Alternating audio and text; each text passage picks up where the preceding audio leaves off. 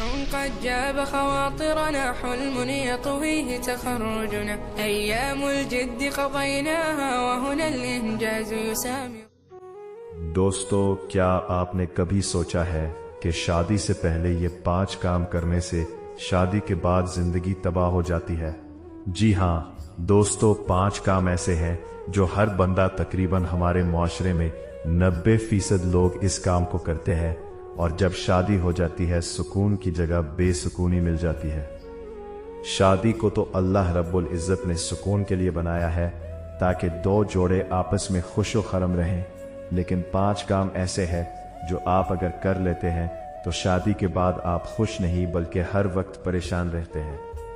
تو شروع کرتے ہیں کہ وہ 5 کام کون سے ہیں جو شادی سے پہلے بھول کر بھی نہیں کرنے چاہیے۔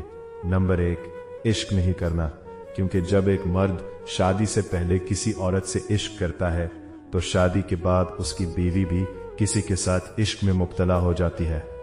نمبر 2، برے دوستوں سے تعلقات نہیں رکھیں، کیونکہ اگر آپ نے کسی برے دوست سے تعلق بنا لیا تو کل وہی دوست آپ کی بیوی کے لیے نقصان دہ بن سکتا ہے۔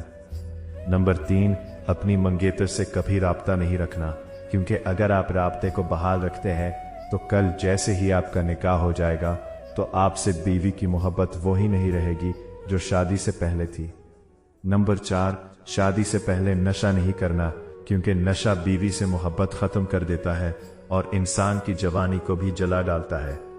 نمبر 5، اپنی جوانی کو کسی اور جگہ ضائع نہیں کرنا، کیونکہ شادی کے بعد آپ کو شرمندگی کا سامنا کرنا پڑے گا۔